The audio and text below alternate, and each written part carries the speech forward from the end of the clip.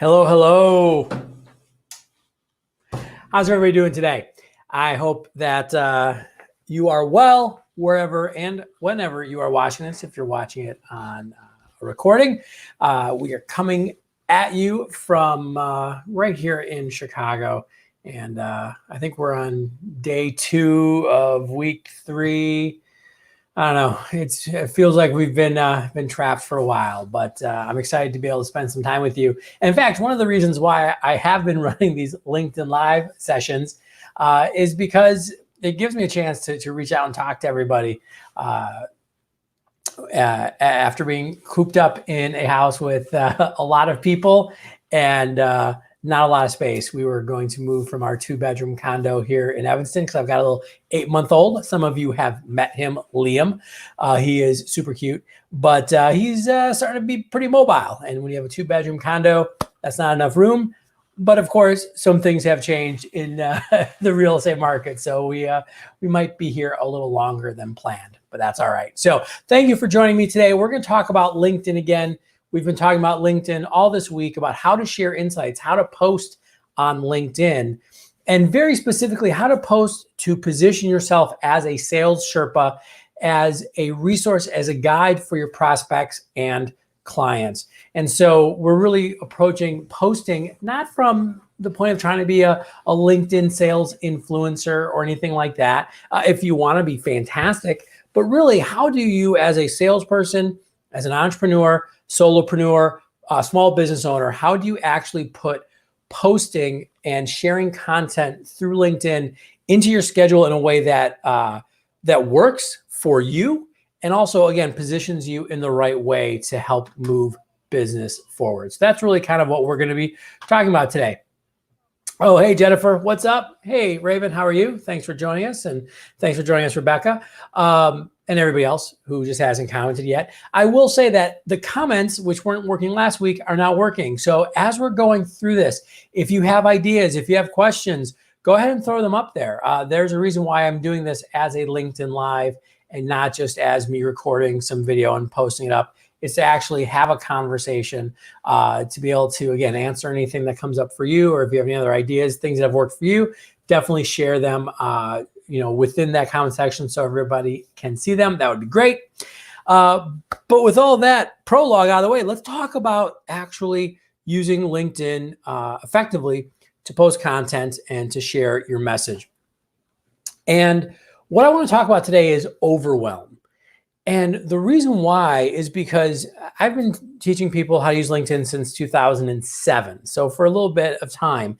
And one consistent theme through all of that is that people, not just LinkedIn, but social media in general, have been very reticent to get involved because they look at LinkedIn as something that's very overwhelming. And they already have an overwhelming life. So this is especially, let's take a salesperson. People in sales rarely are sitting around going, I'm bored, I've got nothing to do. No, they've got a list of clients and prospects that they have to reach out to. They've got emails to send, calls to make, tons of stuff to do. And they have a lot of pressures on them. If you're in sales, you probably have a quota. You have a sales manager asking you every week or every day, hey, how are things going with your pipeline? Did you talk to this person? Are we moving forward with that person? When's this contract going to get signed? And by the way, if you are, I said, small business owner, entrepreneur, solopreneur, freelancer, the challenge is you don't have a sales manager doing that. You're doing it to yourself all of the time. So this overwhelm becomes a real obstacle to really using LinkedIn effectively because we think that it's going to take too much time. It's too much effort. I'm not even going to bother doing it. And then we lose out on a huge opportunity. And that's why I want to approach this. And I said up top, we're not talking about how to be a massive social media influencer. That takes a lot of time and energy, right? I mean, that's partly what I do for a living, and it takes me a lot of time and energy to do that. You might not have that bandwidth, and that's okay. As I mentioned on Monday, my friend Sean Carey, in an interview on our podcast, pointed out that a lot of times the influencers make it look too daunting. So again, we want to make this easy.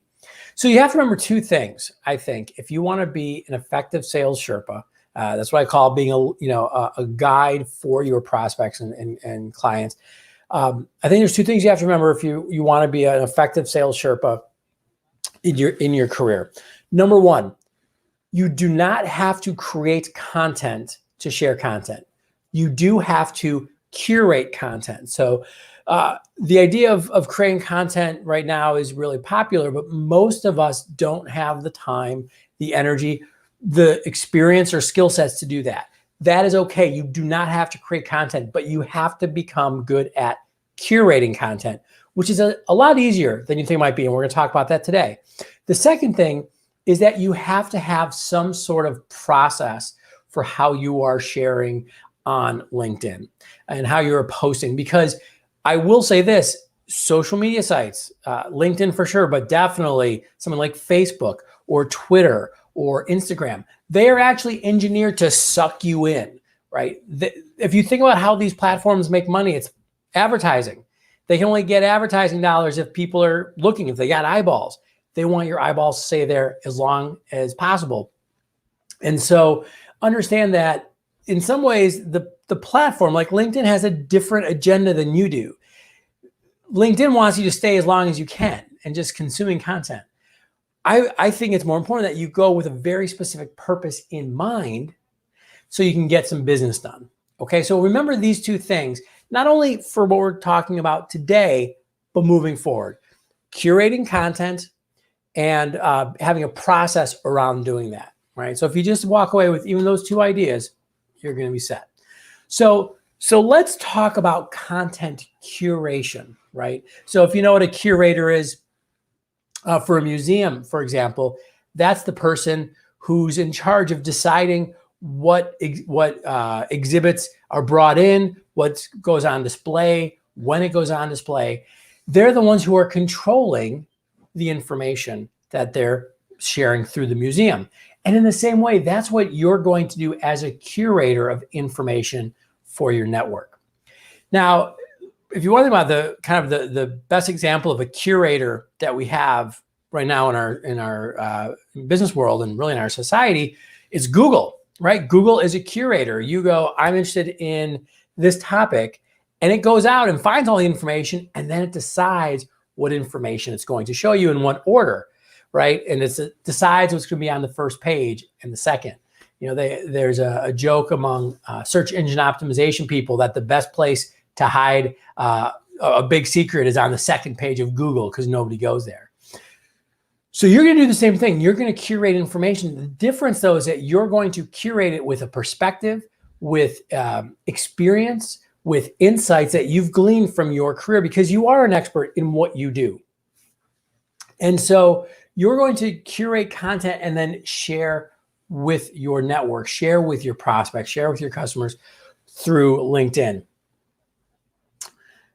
And understand that that is different than creation. You don't have to worry about, man, I got to write a blog article. I got to have a podcast. I've got to do this, that, or the other thing. No, anybody can do this right now. All right. And the question then becomes, well, where do you curate this information from? And this is where I think a lot of times salespeople, especially, get in kind of the weeds, and they're like, well, where am I going to find this? Where am I going to find the information I want to, give out to my network, et cetera, et cetera. If you pause for a second, you'll realize quickly that you're already swimming in information, in content. And you have to remember that what you're consuming is very different than anybody else, and especially different than your prospects and customers. It's very common, for example, for you to look at your industry resources, whether that's certain blogs, certain websites, certain newspapers, certain magazines. You're concerned about what's happening in your industry. In fact, if you go through like a newsfeed on LinkedIn, if something about your industry pops up, you notice it. Your prospects and customers might not. So you're already consuming information. All right. The trick is simply to take the normal everyday engagement that you have with information and then decide which of that you want to share. That's truly what curation is. So, You might read through your LinkedIn newsfeed, a Twitter newsfeed. You might just be on a newsletter list for, again, your industry, for your city, for your state, about business. Maybe you're on a newsletter list for your Chamber of Commerce, or one of the influencers in your industry. So you're taking in information from different sources. Your job then is to put your lens of what's important, what's significant, and then share that with your network, adding a little bit of that perspective into it. That's actually that's really what you'd call like an insight. What's the difference between information and an insight? Information is just, here's this article I found. Insight is, here's this article I found, and here's my perspective on why you should read this or what you should pay attention to.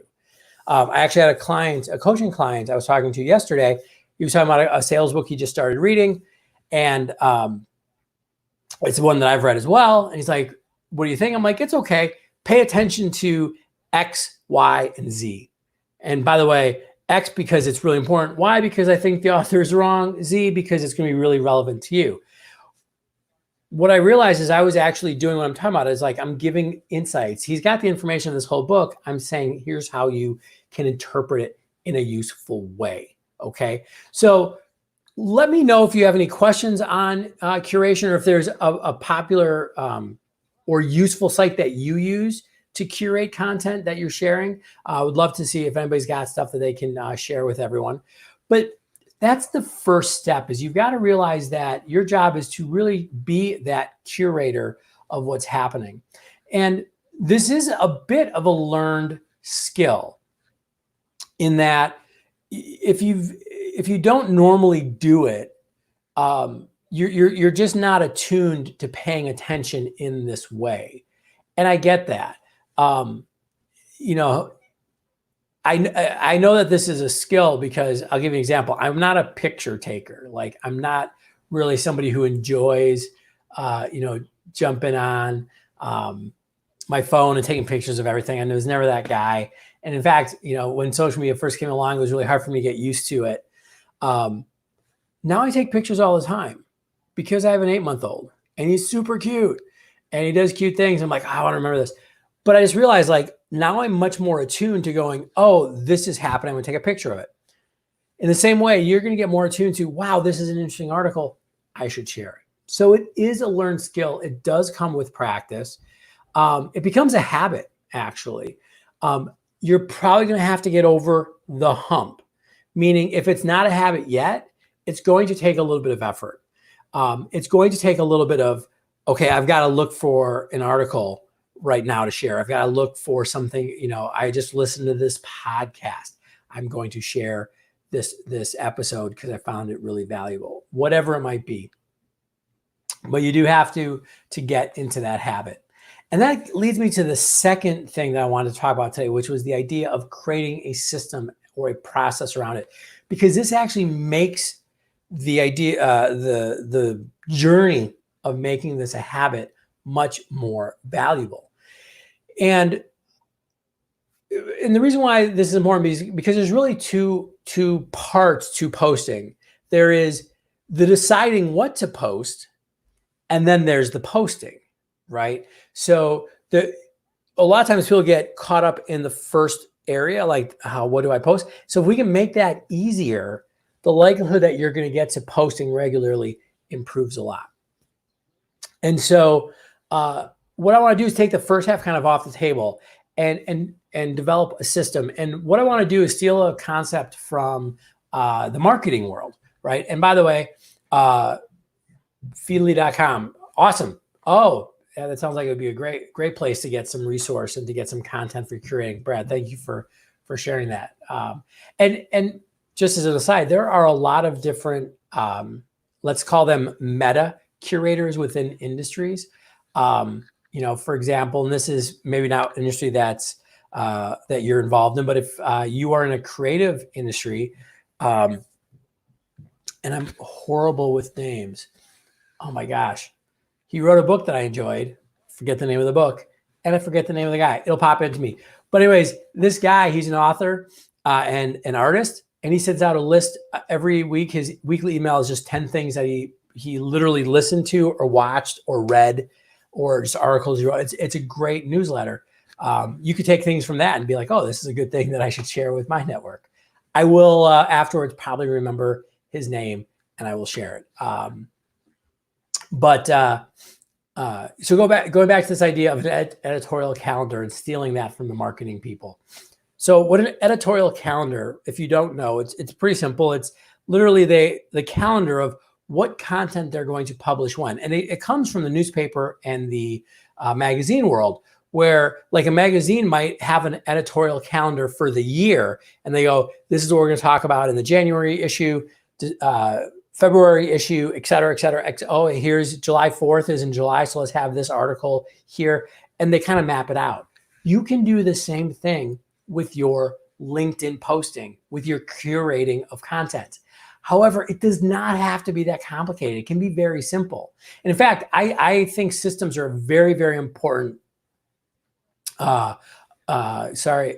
Oh, nice. Heather, I think that's a great idea. So Heather just shared keeping a simple Excel file of great links to useful posts or videos to curate. You'll actually end up having more content than you have places to share it. And that's a great idea to kind of keep a reserve.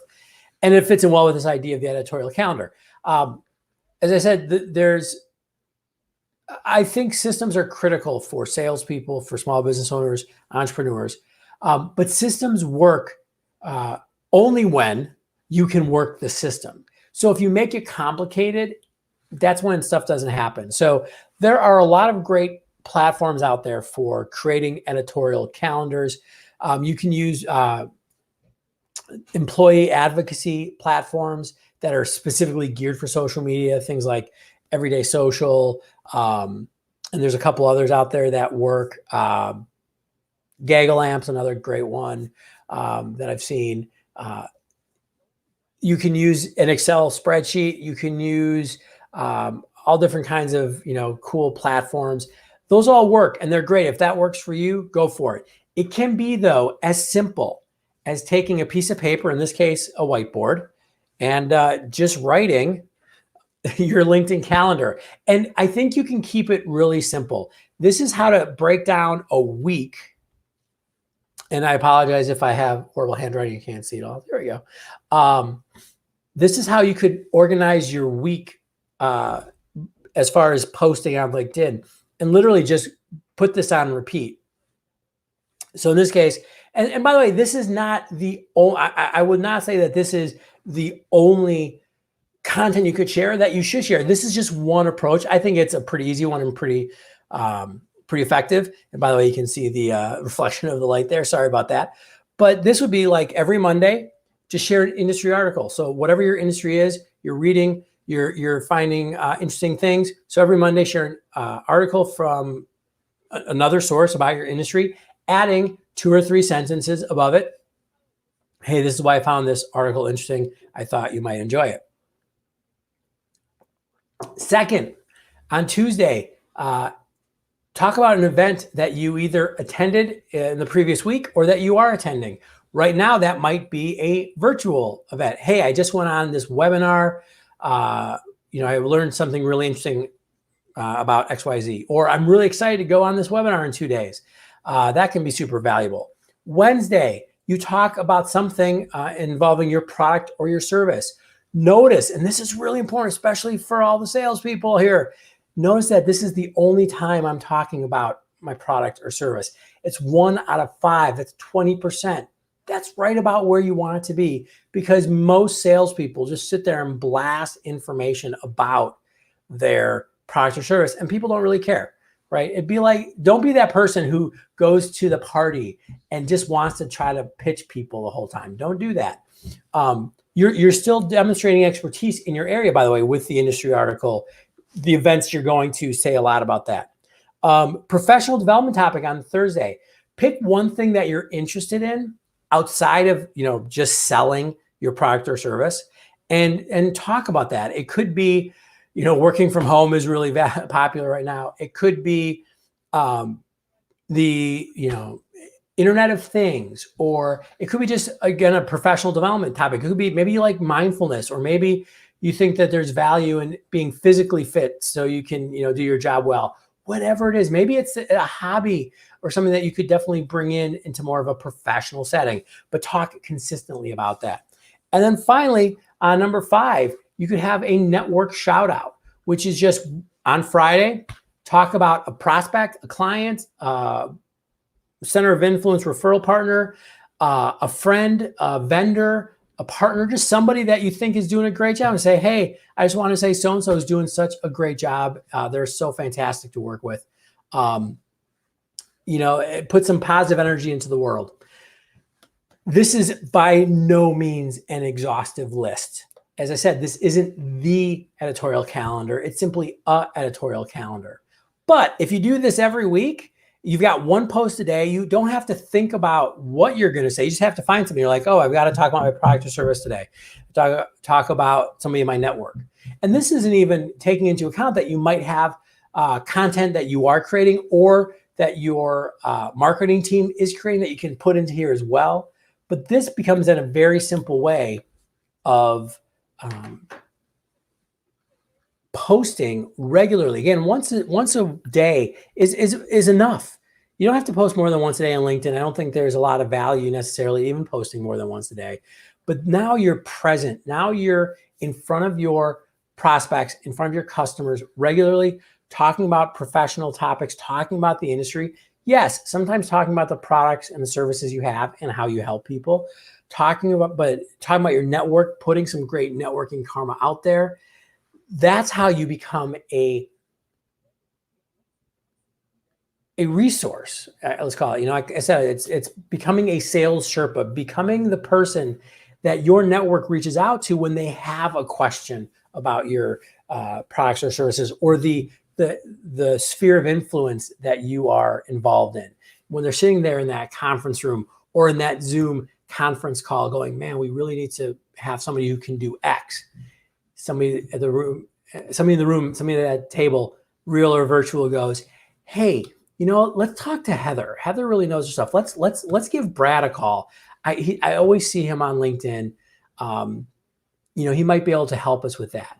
And by the way, if you think that this kind of top of mind advertising or marketing isn't valuable, why do McDonald's and Coca-Cola and almost every major B2C brand you've heard of, and a lot of B2B brands, spend millions of dollars a year advertising a product everybody already knows about?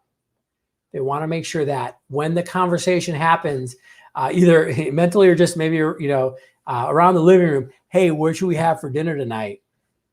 McDonald's is at the top of the list, right? Or, man, I'm thirsty and I'm staring at a bunch of options at this cooler. Hey, Coca-Cola, because I keep seeing it all the time. That's why they do it, because it works. And this is how you can leverage that to make sure that, again, that you're getting in on the conversations. So yeah, those are my 2 ideas. Curate content, have a process. I have to jump off right now because we are co-sharing an office, and my wife has a meeting coming up in just a few minutes.